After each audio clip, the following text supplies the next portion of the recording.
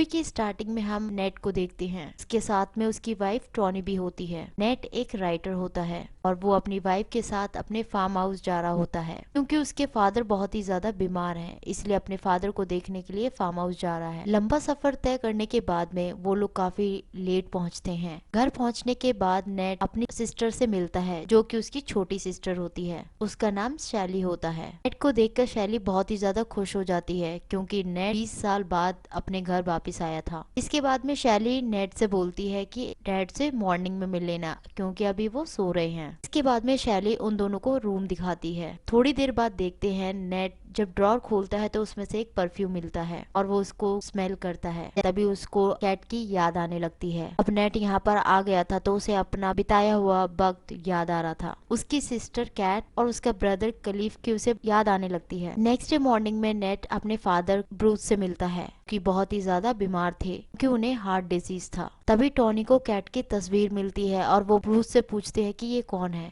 तभी ब्रूस बताते हैं कि ये मेरी बेटी थी। उसके बाद में नेट बाहर चला जाता है और उसे कैट की बहुत ही ज्यादा याद आती है कि कैसे वो एक साथ टाइम स्पेंड करते थे। इसके बाद में शैली नेट से बोलती है कि मैंने तुम्हें यहाँ पर बिल्कुल भी नहीं बुलाया है, सिर्फ फादर ही चाहते थे कि तुम यहाँ पर आओ, इसलिए बेहतर होगा कि तुम अच्छी तरीके से बात करो। बातों बातों में हमें पता चलता है कि ब्रूस कैट को बहुत ही ज्यादा प्यार करता था। वहीं दूसरी तरफ हम टॉनी को देखते हैं और वो ब्रूस से पूछती है कि क्या कैट भी यहाँ पर आ रही है, जिसके बाद ब्रूस बोलता है और टॉनी को बताता है कैट और क्लिफ नहीं रहे हैं। नेक्स्ट सीन में हम देखते हैं टॉनी और नेट बाहर घूमने के लिए जाते हैं, जिस पर टॉनी अपने हस्बैंड से पूछते हैं कि हमारे सिस्टर एंड ब्रदर की मौत कैसे हुई। जिसके बाद में नेट बताता है कि उनकी मौत एक कार एक्सीडेंट पे हुई थी। यहाँ आने के बाद में नेट की रातों की नींद उड़ चुकी थी क्योंकि अपने भाई और बहन की बहुत ही ज्यादा उसे याद आती थी। इसके बाद में हम देखते हैं नेट सारी यादों को एक बुक में लिखना शुरू कर देता है। वहीं दूसरी तरफ हम देखते हैं टॉनी इस जगह से बहुत ही ज्यादा बोर हो चुकी थी क्योंकि उसके पास कुछ भी ऐसा करने के लिए नहीं था। उसके बाद में हम देखते हैं नेट टॉनी को एक झूले पे बैठाता है जिसकी वजह से वो खुश हो सके। भी हम देखते हैं कि उसे कैट की याद आने लगती है और अनजाने में ही टॉनी को वो नीचे गिरा देता है और इसकी वजह से टॉनी बहुत ही ज्यादा नाराज और गुस्से में आ जाती है। इसके बाद में हम देखते हैं टॉनी अकेला फील कर रही थी क्योंकि नेट ज्यादातर अपना टाइम बुक लिखने में ही बिताया करता था। तब नेट टॉनी को मनाने के लिए उसके रूम में जाता है और उसके साथ इंटीमेट होने की कोशिश करता है और उसके वो पूरे कपड़े उतारने लगता है जिसकी वजह से वो इंटीमेट होने लगता है। नेट टॉनी को बहुत ज्यादा मनाता है और वो उसे खुश करने की कोशिश करता है, लेकिन टॉनी उस पर बहुत ही ज्यादा नाराज थी और वो बहुत ही ज्यादा गुस्सा होती है और वो तेज से चिल्लाने लगती है, जिस वजह से नेट उस पर बहुत ही ज्यादा गुस्सा हो जाता है। लेकिन फिर भी एक दूसरे को वो लोग सॉरी बोलते हैं और खुश रहते हैं। नेक्स्ट डे मॉर्निंग में हम देखते हैं ब्रूस की कंडीशन बहुत ही ज्यादा खराब होती जा रही थी, इसी वजह से वो ठीक से चल भी नहीं पा रहे थे। इसके बाद में टॉनी ब्रूस का ख्याल रखने लगी थी। वहीं दूसरी तरफ हम नेट को देखते हैं, वो वॉशरूम में नहाने के लिए जाता है और उसे कैट की बातें याद आती हैं कि कैसे वो कपड़े उतार कर फ्रेश हो रही थी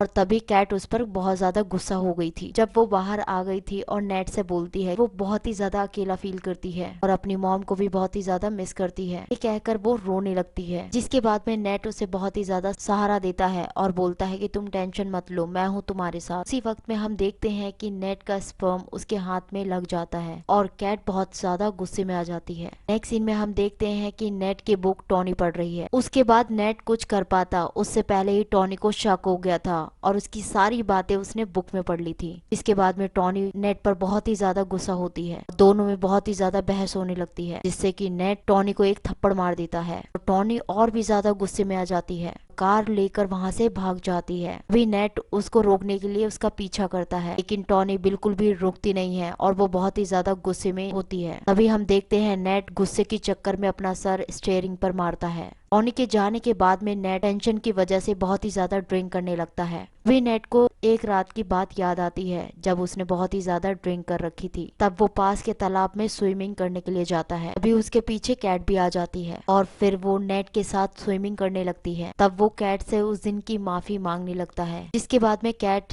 नेट से बोलती है कि कोई बात नहीं, आज तक मैंने कभी लड़के को किस नहीं की और जो भी उस दिन हुआ था मुझे भी अच्छा लगा था। उसके बाद में हम देखते हैं कैट नेट को सेड्यूस करने लगती है और वो उसको किस करने लगती है और तालाब के बाहर जाकर वो दोनों इंटीमेट हो जाते जाते हैं। इंटीमेट होने के बाद में नेट को बहुत ही ज्यादा गिल्ट फील होता है, लेकिन कैट को इस चीज का बिल्कुल भी फर्क नहीं पड़ता है। असल ये सब कुछ जो भी हुआ वो नशे में हुआ। अगर नेट होश में होता तो ये लिमिट कभी भी क्रॉस नहीं करता। उसके बाद में हम देखते हैं नेट अपनी छोटी सिस्टर शैली के साथ खेल रहा था। उसी वक्त कैट वहाँ पर आ जाती है और वो नेट से कहती है कि तुम्हें क्लिफ बुला रहा है। इस बात से नेट एकदम डर जाता है। नेट को बहुत ही ज्यादा डर था। उसे ऐसा लग रहा था कि कैट ने उन दोनों में हुई बातें क्लिफ को तो नहीं बता दी, और वो कैट से पूछता है कि हम दोनों में जो भी हुआ वो बातें तुमने क्लिफ को तो नहीं बता दी। इस बात पर कैट बिल्कुल भी उसे जवाब नहीं देती है। नेट क्लिफ के पास जाता है, जिस पर क्लिफ पूछता है कि तुम कैट के साथ क्या कर रहे थे। इस सवाल पर नेट बहुत ज्यादा गुस्से में आ जाता है, जिसके बाद में नेट क्लिफ से बोलता है कि अगर तुम्हें मुझसे लड़ना है तो तुम लड़ सकते हो। अब यहाँ पर हम देखते हैं कि दोनों में फाइट होने लगती है। इन्हें देखकर कैट ब्रूस को आवाज लगाती है। ब्रूस यहाँ पर आता है और दोनों को अलग करता है, जिसके बाद में कैट